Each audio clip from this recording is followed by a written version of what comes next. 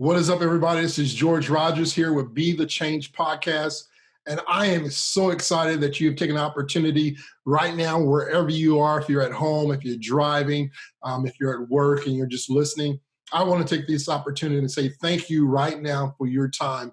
One of the things that I do not take for granted, one of the things I truly appreciate, and is some form of appreciation that I have for people like you that are listening right now or watching, is that you're taking that time and that moment to really give me the opportunity to share things that could be inspiring, confusing, and challenging as well, right? There's a lot of different things that you can take from podcasts and really listening to other people. So I don't take lightly the time that you give, and I appreciate that.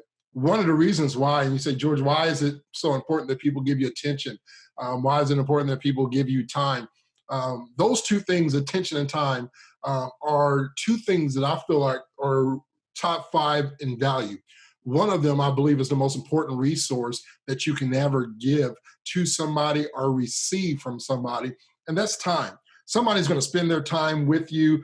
Time is something that you cannot earn back. You cannot take back. You cannot rewind. You cannot fast forward, right? We all get 168 hours a week, 24 hours a day. And how you spend that is valuable. And so I don't want to waste too much of your time. I don't want to waste any of your time. So I want to be blessed with this opportunity to say thank you right from the beginning for joining me today, where you may be. With that being said, I've already had two podcasts with awesome guests, people that I am inspired by on a day-to-day standpoint, with Miss Qatar McCarty. She is the host of her own podcast, Red Lips and Eye Rolls. And it was a great opportunity really to discuss with her. She is a very powerful advocate, a voice for the BIWC movement, and really raising a voice for people of color and specifically women of color. So I want to say thank you to Miss Qatar McCarty. If you have not watched that podcast, I encourage you, especially all my ladies out there, black or white, brown, black, white, it doesn't matter what you are, red or yellow. I believe it's an opportunity really for people to come together and unify for a voice that she has. The second episode that we launched was with Eric Armstrong. Crazy story for him and myself. If you go back and watch that one or listen to it, Eric and I went to high school together. Eric, and I will put myself in that category, although I did not finish and pursue sports throughout my whole high school year. My life took a different turn a lot sooner, and I ended up sacrificing basketball and football to really start pursuing what I felt was really my dream or my destiny from that point on, and that was to impact lives. And I'll share a little bit about myself throughout this course of this journey that you may follow me on, and I'll share a little bit about it today. But I remember when Eric and I was in high school, man, I was a class clown. I wanted to be connected. I wanted to be liked. I was foolish. I did a lot of dumb things. I was dared to do a lot of dumb things and challenging things, and it was very encouraging. And I think we all have those things that we go through at a young age. But to look at where we are now today, Eric is a successful business owner of her hair company, and also does very well in the real estate group, both on commercial as well. So he is doing a great job. And I, once again, want to give him a shout out. I got a lot of guests that are lined up that I'm excited about in the future, in the sports world, just in life. People who have been impactful, been an impact in my life. I got a bunch of those people lined up, and I'm excited about this journey and where it's going to take us. The root of this podcast truly comes down to a few things. I love everybody's story. I believe everybody has a story. Everybody has a journey that we've all been on, and what does that lead us to? Where has that brought us to? And I like to discuss that. And so a lot of this podcast is going to be about life, leadership, and business. That's really the three stages of my life and where I have been from now and beforehand. Is the story of my life has been always about impacting people's life, and that's a sense of leadership. And I'm very passionate about leadership. Another word that you'll hear me throw out, and I can't wait to discuss some of these things. And in the future, we're going to go into a lot of in-depth teachings. It won't just be about guests and getting their story and connecting with people, which I love to do. But I really want to give you practical things that you can be able to use in your life, things that you can use in your relationships. One of the things that you will not hear me talk about is something that I'm not, strong in. We may have somebody on, they may talk about it, but I like to quote unquote stay in my lane. And so I usually, my passion is leadership. My passion is culture and what it means to really bring a culture of good and the cultural life and what that really truly means to me. Just a little bit about my background for those who may not know me, and I am, in this leadership world now, where I travel. I get the opportunity and blessed with the opportunity to speak to different organizations, conferences, and seminars, webinars, some virtual things. I'm excited. Today is May 19th, and on June the 2nd, I will be speaking at an HR summer school. Over 3,000 people already signed up or registered, and I'll be speaking a keynote called Bring Your Soul to Work. And this has come through a relationship with somebody that's special to me. I mentioned his wife earlier. She was the first lady, Mother's Day weekend, to launch the podcast with me. Miss Katara, her husband, Ryan McCarty, who has been a huge impact in my life at the very, very young age when I met him early on in my life. And we're talking before teenage years. This is how crazy our story goes. And we were separated, almost 2 decades. Our life went different directions, but yet going across the same lines. We were both in a nonprofit world, both pastors. Me, myself was a youth pastor and then a lead pastor, a total of 14 years of my life.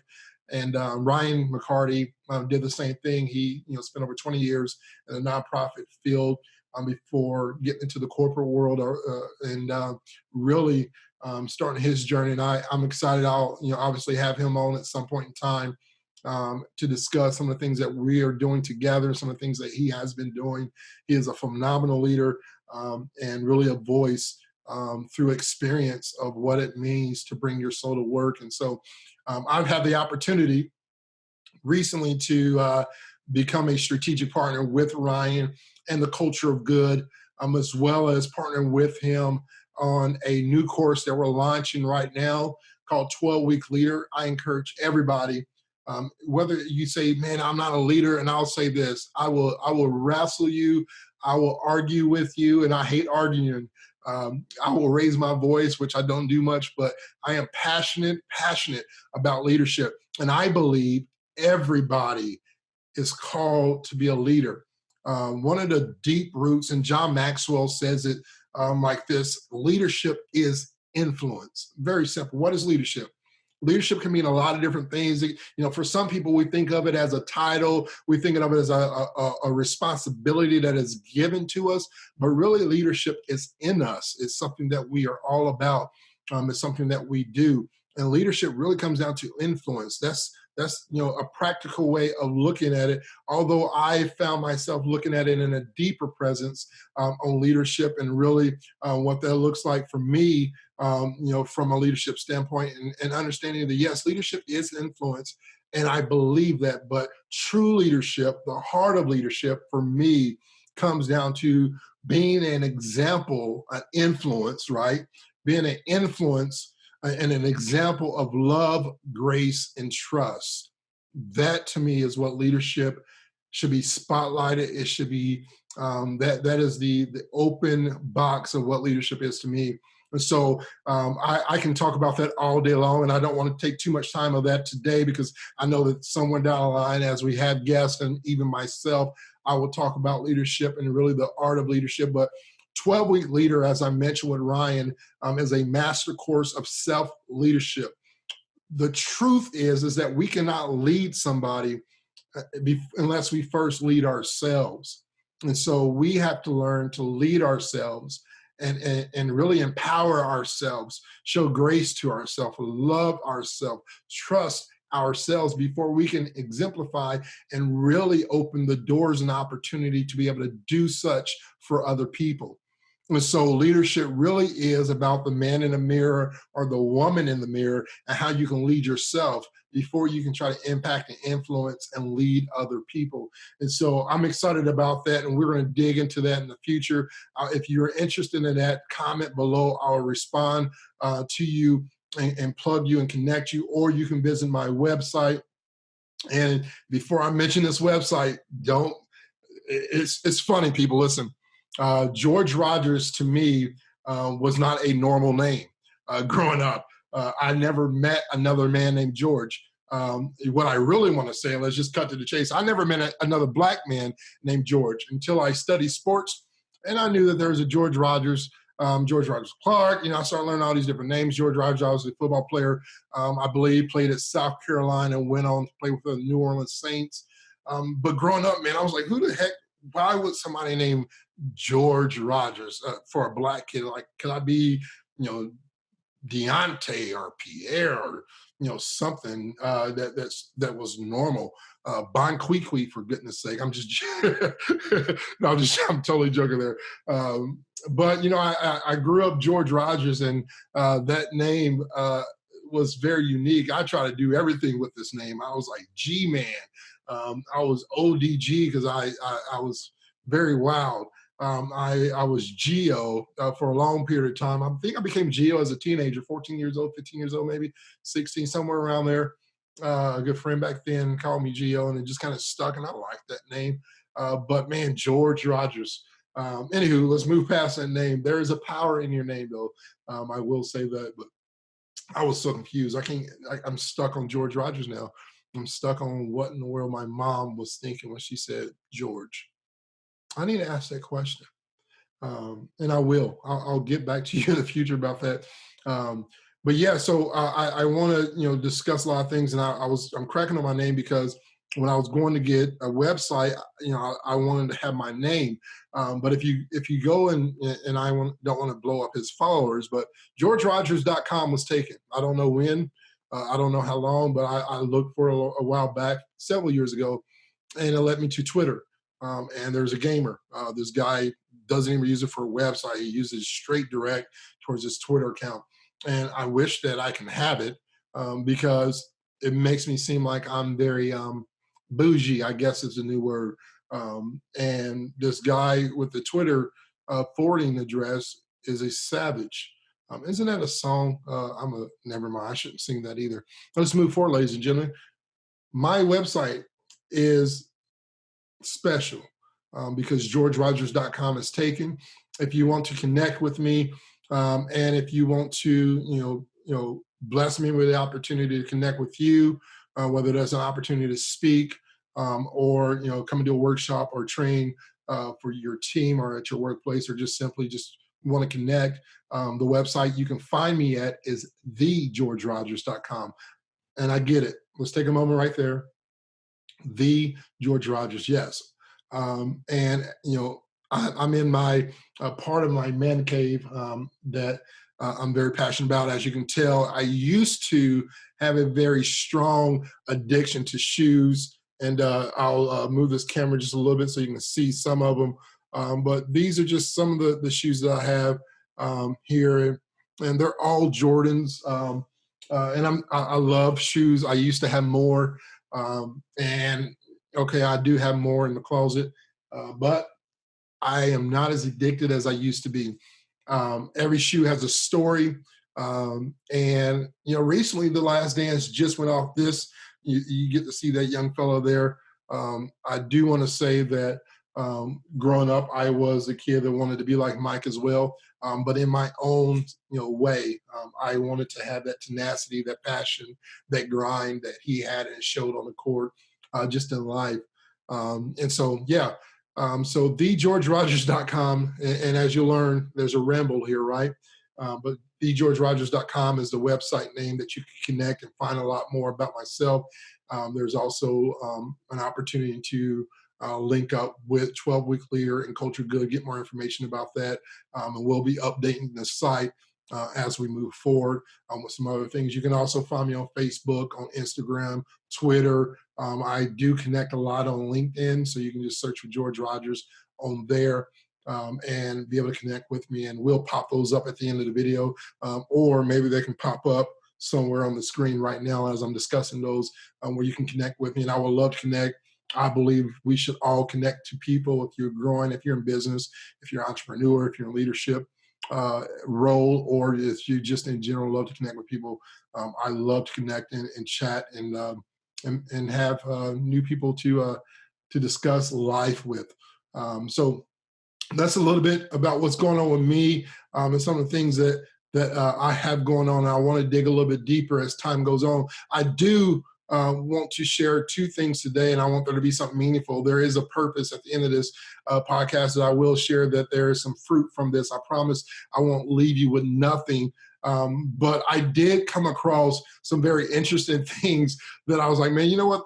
I want to share this with people because I feel like you should, in fact, know some of these interesting facts that I have. And so I'm going to pull these up real quick because I really want to share some of these things. I was in my office today. I work for a company here in the Atlanta, Georgia area called Injured Gadgets. And we are a wholesale distributor where you can buy phone parts, computer parts, tablets. We got everything, accessories. And so if that's something that you are in the business of, or devices, if you need those, holler at me. I can connect you and set you and your company up, or your employees. We buy devices back. If there's a mass quantity, you have those. But I was reading today. I just like to take breaks every once in a while. Most of the time, I'll walk around the office and just kind of disrupt people. I do that on purpose. They may find it annoying. They're going to miss it when I'm not there. I promise you, when I'm sick, or I'm at home, or I'm traveling, I know they miss that random George sporadic pop up. But I love my teammates there at Injured Gadgets. But today I read this, and I like to read interesting things or challenging things, whether it's in the tech world or not the tech world. And one of the facts, these I like to read and learn world facts that will blow your mind, right? And so I found this article that had about 70 interesting facts. And so I want to share just a few of these just to educate you, just in case you need to know. I am not a soda drinker or pop drinker or Coke. I'm down south now from Indiana, but down south they say Coke. Everything is Coke. I want a Dr. Pepper, that's a Coke. What kind of Coke do you want? And so I found out, and I read in this article, and I'm not sure if it's still true today, but this article is just a few years old. Just a year old, actually. It was last November, so just in the fall. We're talking, so 6 months, 7 months ago that this article was pushed out. But North Korea and Cuba are the only places you cannot buy Coca-Cola. I thought that was interesting to figure out, because no matter where you go, it's, for people who love Coca-Cola. Being here in Georgia, we have the Coca-Cola Museum, and you can find it almost anywhere. And there's an exception to that. If you go to North Korea for every crazy reason, or Cuba, just want to warn you Coca-Cola drinkers out there, you will not be able to snag a sip of the Coca-Cola drink if you're in those two places. And so I thought that was interesting. Another thing that I thought was interesting is that the entire world's population supposedly could fit inside Los Angeles. So supposedly the world's population could fit inside LA by itself. The world's total population is more than 7.5 billion people. And obviously for me and my perspective, I feel like 7.5 billion people is a lot of people. That's a lot of freaking people. And if you're listening to this right now during this time, you're thinking 7.5 billion people in LA, that is a COVID situation.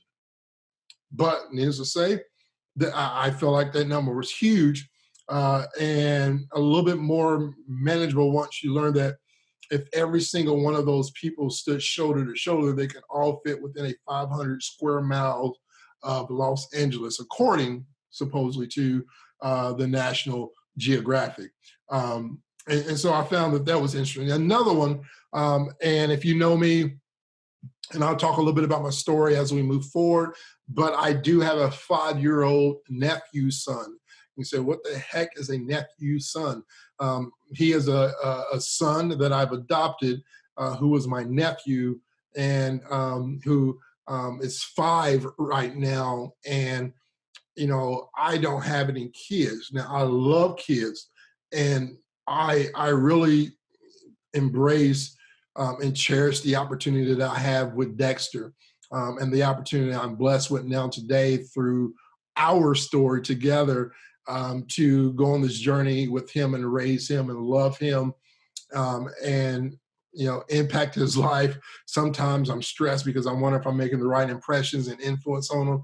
I do a lot of crazy things, and he is at the age now, parents that are out there, where they pick up on everything. And when I say I mean everything that you do or say. So be careful. 5 is tricky. I love 2 and 3 because the comprehension wasn't really there, but now you got to be careful what you say, ladies and gentlemen. America, I didn't read any books. I didn't study how to. I learned through conversation that he picked up things, and he doesn't understand and comprehend the golden rule right now, which is what happens in my house stays in my house. And even deeper than that, you can't share everything.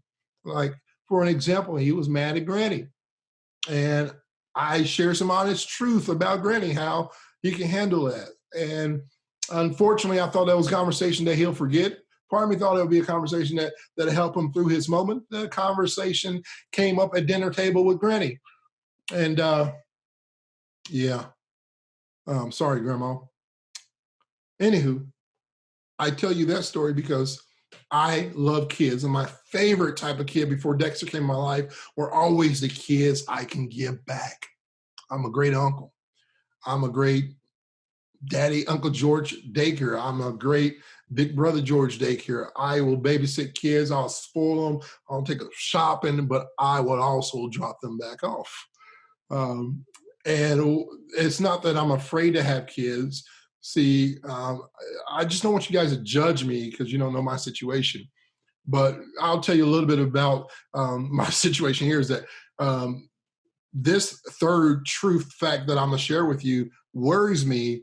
And although I really do want to have kids, and I joke a lot, but in all seriousness, I would be blessed, I would be honored at this point right now if I was to have a kid. That scares me. I'm not saying that I won't be nervous.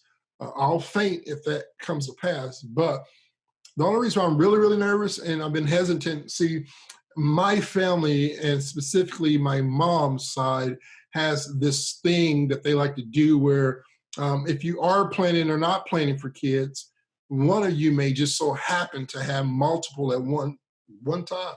My mom is a twin, and today there are more twins now than ever before. And that worries me, America, because it skips a generation. And obviously, my sister had a couple of kids, no twins. My 2 younger brothers have had kids, and none of them have had twins. And that just makes it seem like if I wasn't smart, that the man upstairs would try to bless me with twins. And so I am smart, or at least so I think, and that where I have been very cautious to not do that and go down that twin road. America, I'm just not ready for it.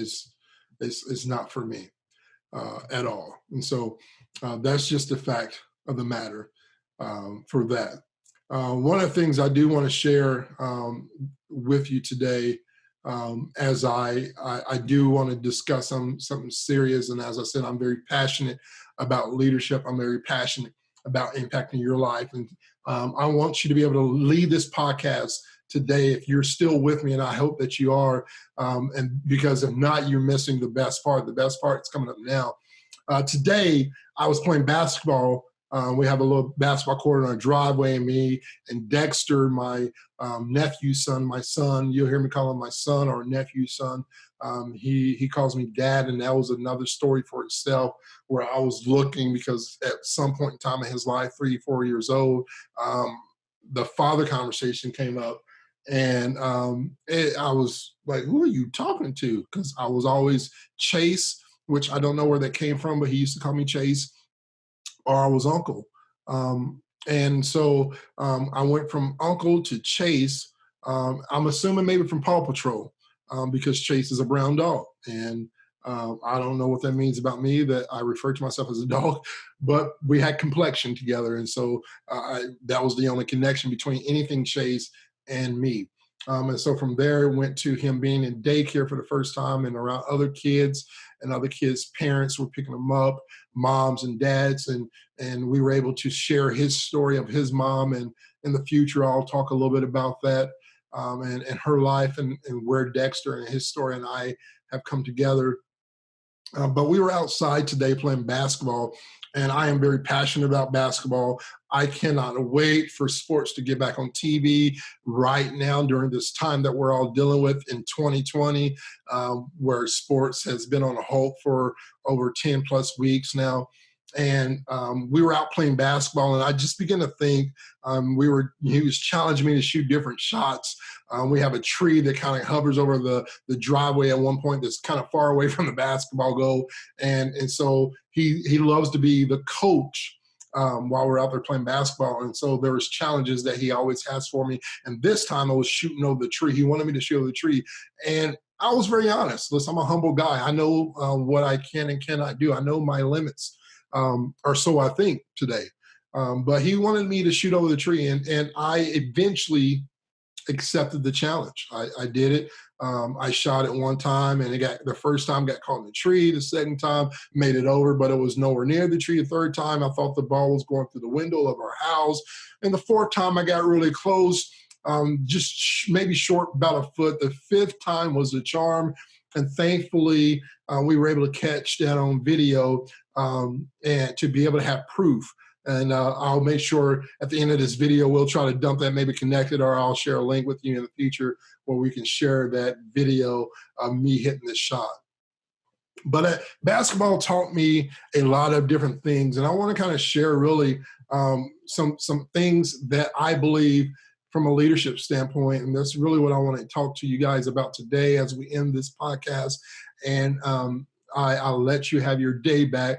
But I want to challenge you and give you some things that I learned throughout my life. And if there's anybody that you know that is a coach, or that is a parent that's going to be coaching basketball this summer or this fall, I believe there's some practical things that we can really connect the story of basketball and life that I've learned over time.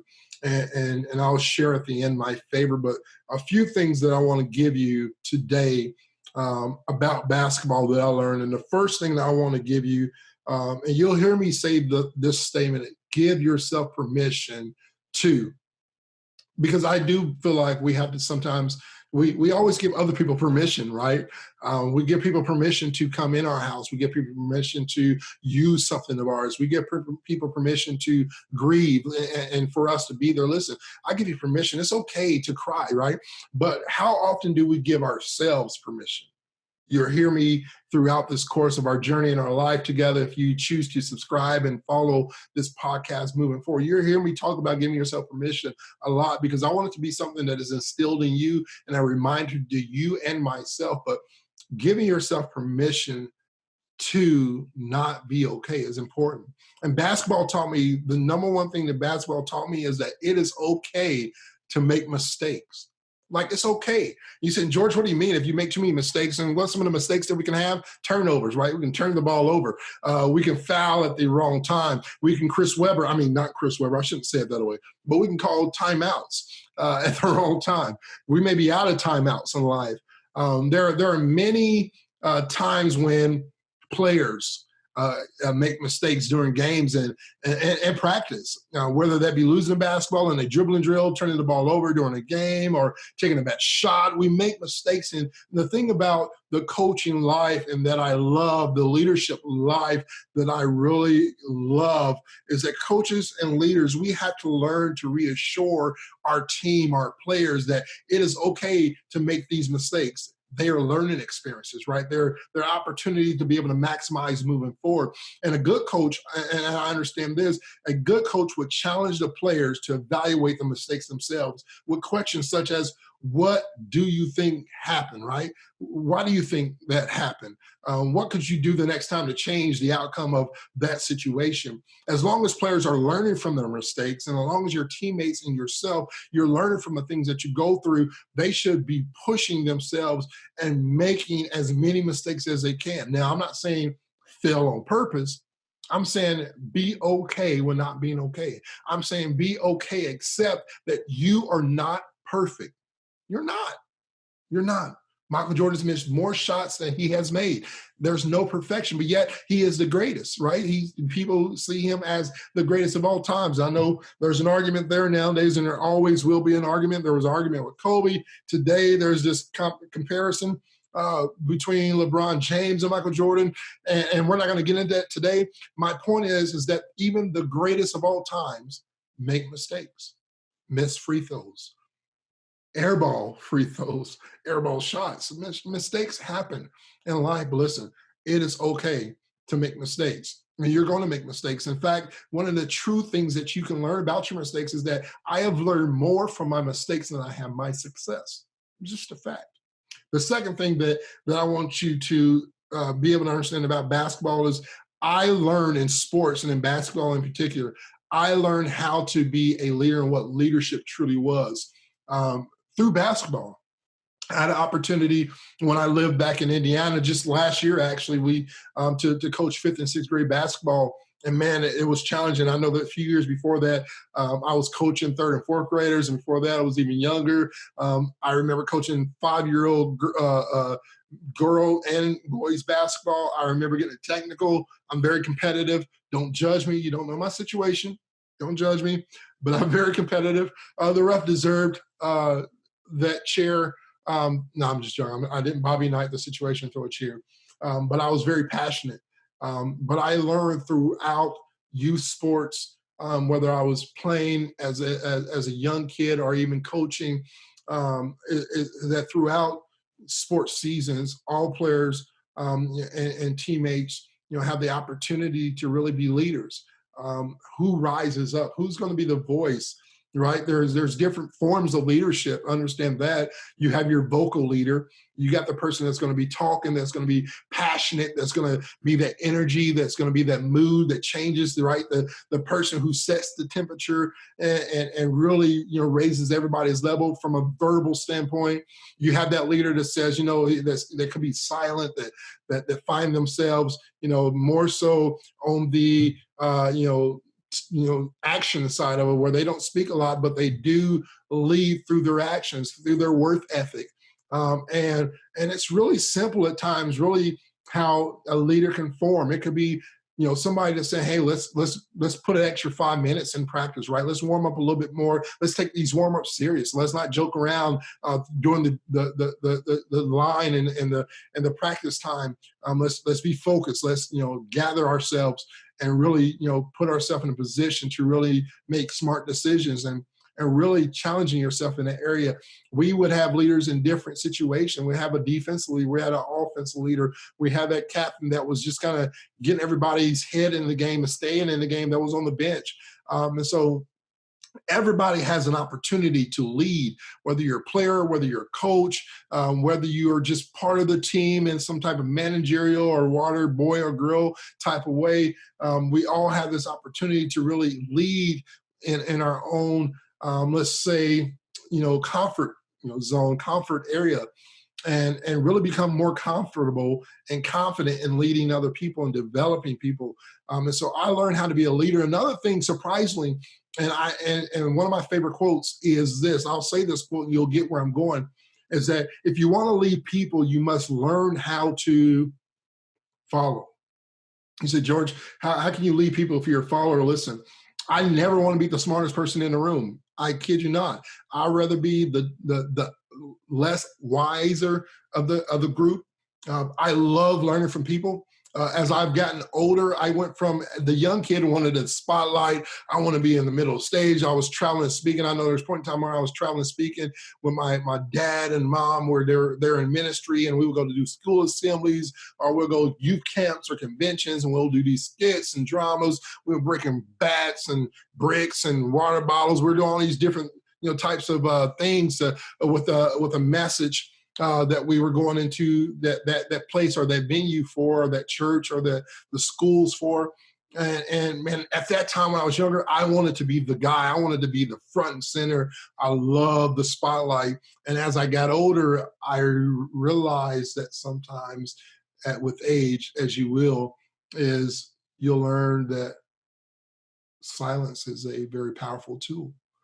And so when I get into places and listen, I'm a weird combination of like 51, 52% extrovert, and then I'm an introvert on the other side. And so, 48% of me at times where I'm just like, you say, George, that's impossible. I know you, or that from you doing this podcast, I don't see how you can be an introvert. I have my moments, believe it or not. And a lot of times where I find myself really as an introvert, not necessarily all the way nervous, but very silent and to myself, is when I'm surrounded by what I would consider greatness, or people who are better than me, people who are wiser than me, people that I can actually learn from. And one of the biggest things in life is that you cannot learn if your mouth is always open. And so just being able to learn and how important it is to lead others is also incredibly important for you as a teammate, as a player, as a coach, to be led by others. I believe that everybody should have somebody that is holding them accountable. I know there's so many people out there that says, man, you don't need a mentor, you don't need a coach. And I will fight, I will argue, I'll battle that says, listen, maybe your word is not leader. Maybe the word is not mentor to you.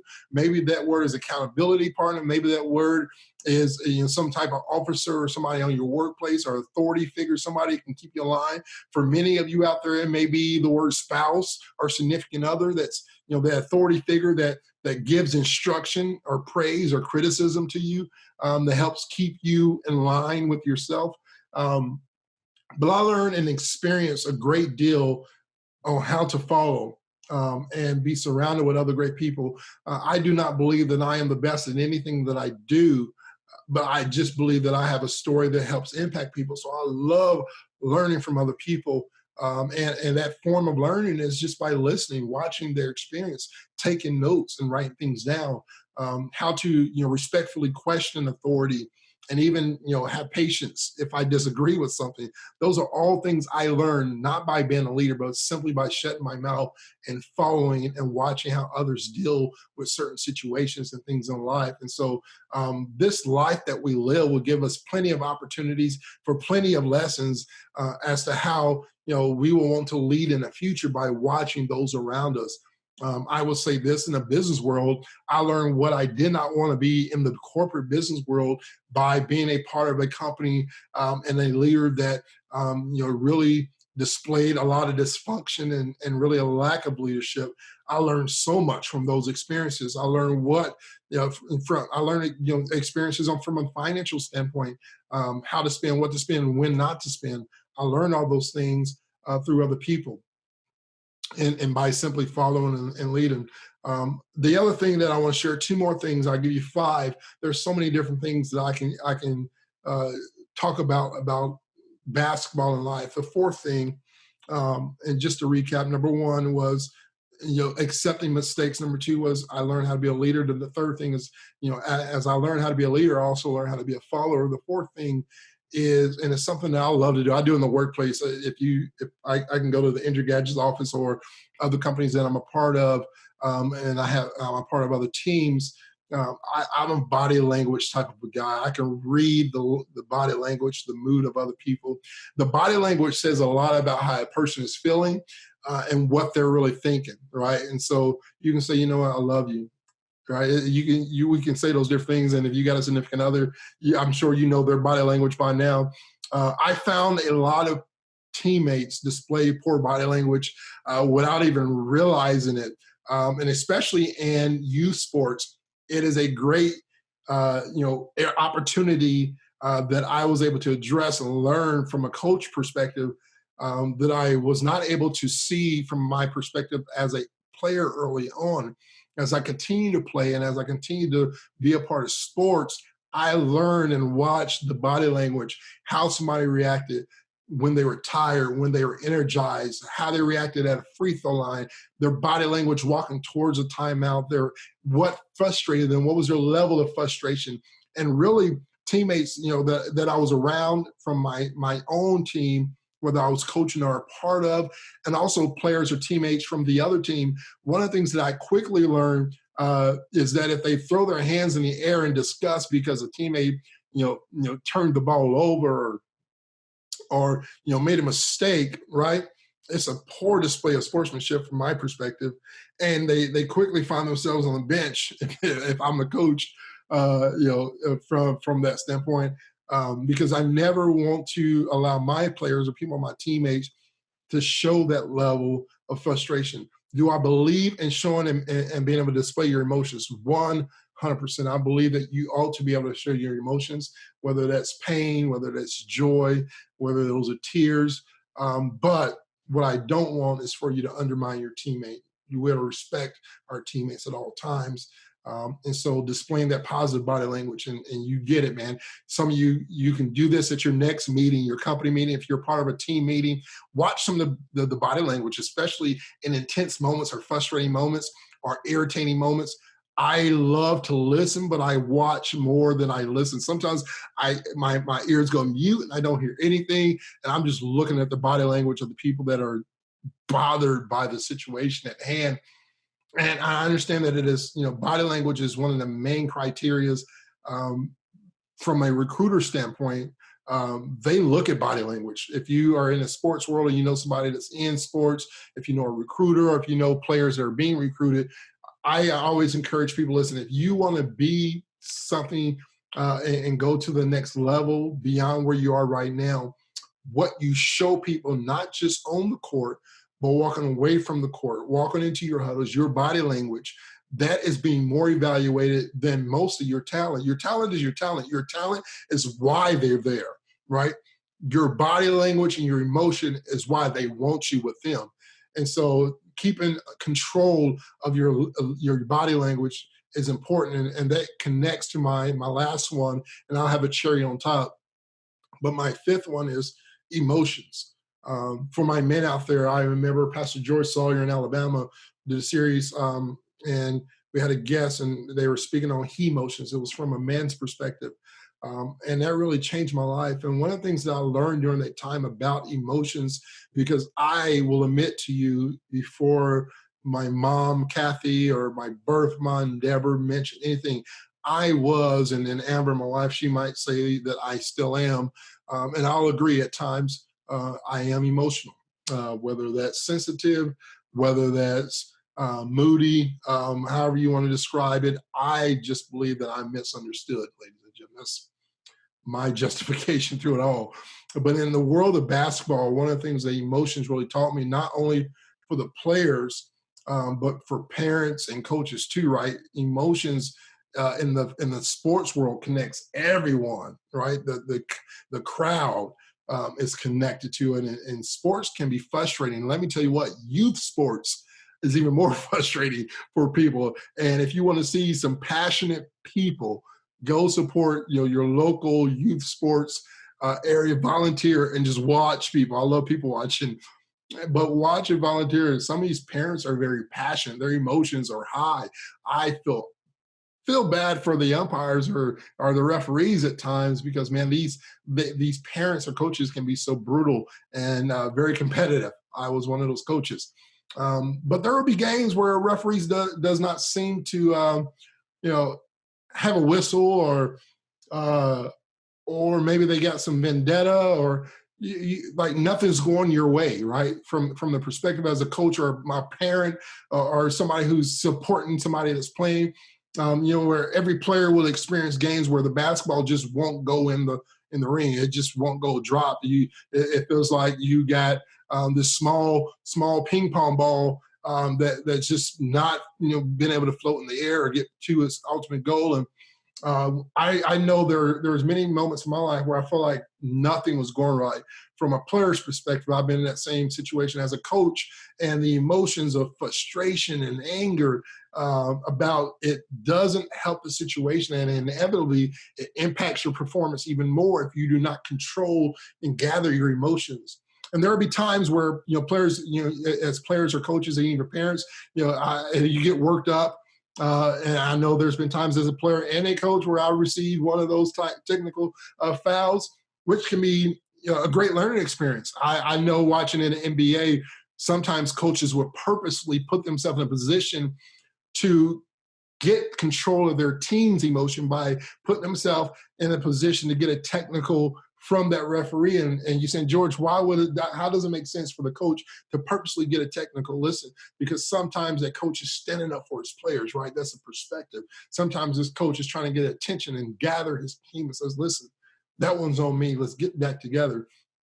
But if it's handled correctly by the leader, by the coach, and by the leaders on the team and the players on the team, that is all experiencing that feeling of frustration and anger and learning how to control that moment, learning how to control that energy. If you're able to control that energy, it will help players in all aspects of their lives. And you said, George, how does that relate? Listen, in the business world, there's many days that you can be frustrated with your team, with people that are on your side, with people, I hate to use the word beneath you or lower than you, but that are on your team, or you maybe executive staff, people who are over you, and or maybe you're a CEO and you get frustrated by your team and those things. Listen, how you display your emotions, your body language, how you lead your people, follow your people, and how you teach through the mistakes. Those 5 areas in life can be huge, huge. And so I want to challenge you just from the principles and the lessons that I've learned from basketball. One of my greatest lessons in basketball is the rebound. And I love this, and I'll end this podcast with this because I believe rebounding is a very critical point in basketball. Rebound to me, and the equivalent of what a rebound in life is that rebound is to me is grace. Rebound to me is another opportunity. It's the second chance where you made a mistake, right? You missed an opportunity. You didn't complete the goal. You didn't finish the way you wanted to finish, but you got the rebound in life. And we've all been there. You may be living the rebound right now where you're on your next. You missed that now moment, and now you're on the next moment, and that next has become the now. And so you have the ball in your hands and you're going towards the goal. Listen, I want to challenge and encourage you today. If you have, and you're in that point in your life where you are on the rebound, right? You're coming up. You missed the opportunity, but listen, what happened in the past, the mistakes, the missed opportunities don't have to be your future. And I want to challenge you today to embrace that moment, this moment today, your second chance, your opportunity to maximize the moment, to really take in that opportunity, to say, you know what, I learned from the past, I learned from the mistakes, and this is how I maximize this moment that I have today. And so I want to challenge you to do just that.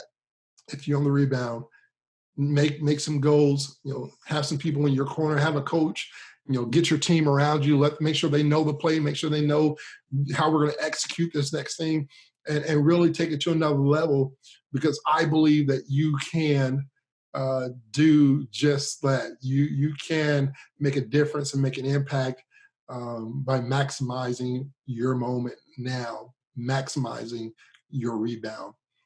Listen, everybody, I appreciate it.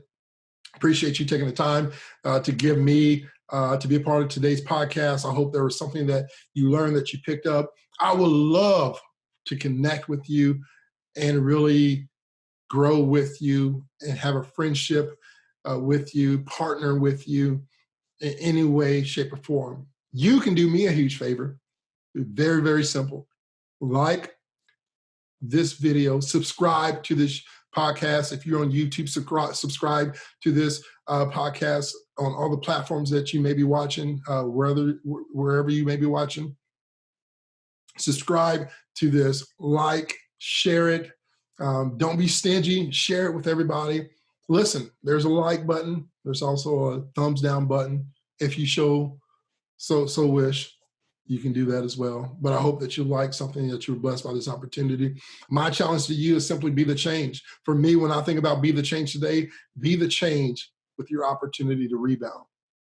Be blessed. Until next time, thank you again for giving me this opportunity to be a part of your life in this podcast. Let's maximize these moments. Let's rebound. And more importantly, let's be the change.